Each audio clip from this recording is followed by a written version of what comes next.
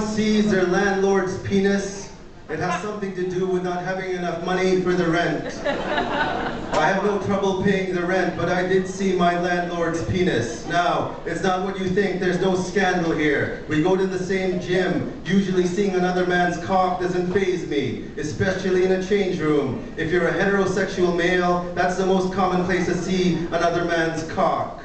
But this was different. I had some connection to this penis. I had some connection with my landlord, who was attached to the penis. Therefore, it made it odd and uncomfortable. It was equivalent to seeing one's uncle naked. It didn't feel right. It was a typical exchange of pleasantries, only I was at a disadvantage being clothed and all. I nodded my head lots, became businesslike and unsmiling. I have a rule of never smiling at naked men. Most times, it's a great way to avoid getting a black eye.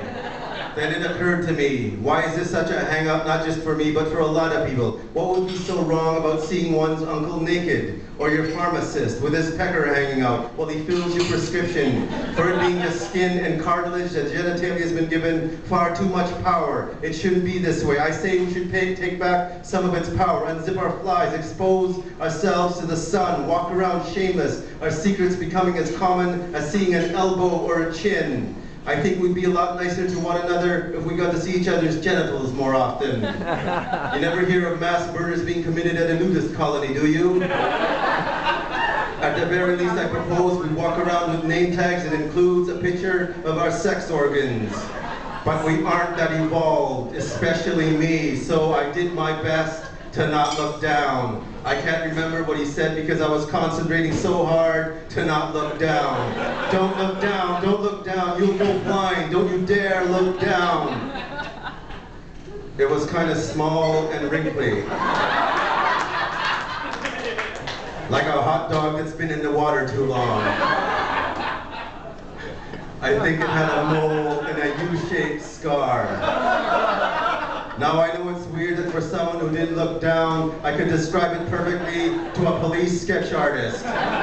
It must have been a strange new superpower that I just acquired at that very moment, due to the stress of the situation combined with the electrical storm outside. I would have preferred the power to be invisible instead, or him be invisible, or at least the gift of being able to pry myself from an awkward situation gracefully. Thankfully, he had that gift. Sensing my unease, he cut the encounter short, said, "See you later," turned and walked away. And that's when I saw my landlord's ass.